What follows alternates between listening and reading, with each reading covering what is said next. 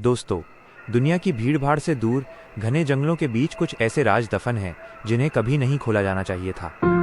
आज मैं आपको ले चलूंगा किशनपुर के उस वीरान इलाके में जहां परिंदे भी पर मारने से डरते हैं। यहाँ एक कुआं है जिसे लोग मौत का प्याला कहते हैं।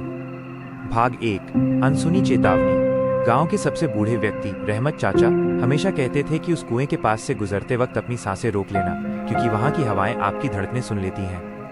100 साल पहले उस कुएं में एक तांत्रिक ने पूरे गांव को बचाने के लिए खुद को जिंदा दफन कर लिया था, लेकिन मरते वक्त उसने एक खौफनाक वादा किया था, जब तक ये कुआं प्यासा रहेगा ये गांव चैन से नहीं सोएगा। शहर से आए 3 दोस्त अजय, विजय और समीर अपनी महंगी गाड़ी में सवार होकर यहाँ एक रात रुकने आए। उन्हें लगा कि ये सब बस गांव वालों की मनगढ़ंत कहानियां हैं। उन्होंने कुएं के पास ही अपना कैंप लगाने का फैसला किया। जैसे ही सूरज ढला, जंगल का सन्नाटा और गहरा हो गया। तभी पहली अजीब घटना घटी। गाड़ी का हॉर्न अपने आप बजने लगा, जैसे कोई अंदर बैठकर उन्हें चेतावनी दे रहा हो। भाग 2, कुएं का बुलावा। रात के करीब 11 बजे थे। समीर को अचानक प्यास लगी।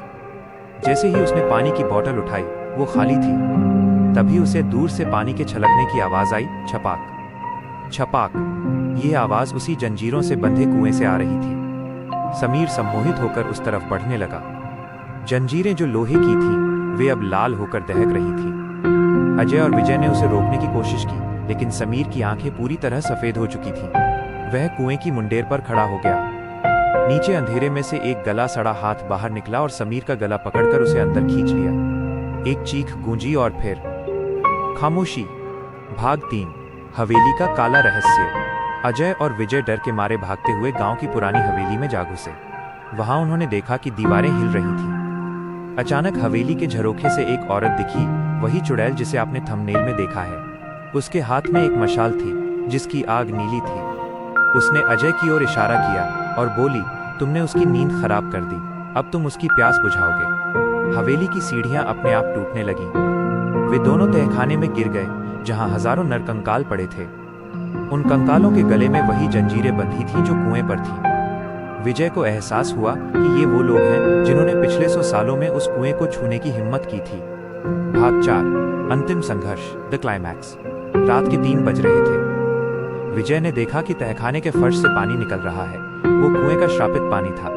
जैसे जैसे पानी ऊपर आ रहा था, लाशें खड़ी होने लगीं। विजय ने अपनी जेब से एक पुराना ताबीज निकाला जो उसे उसकी दादी ने दिया था।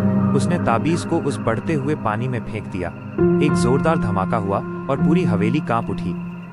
सुबह जब सूरज की पहली किरण पड़ी, अजय और विजय गांव के बाहर बेहोश मिले, लेकिन समीर कभी वापस नहीं आया। आज भी अगर आप किशनपुर के उस वीरान कुएं के पास से गुजरें तो आपको समीर की आवाज सुनाई देगी, जो आज भी पानी मांग रहा है।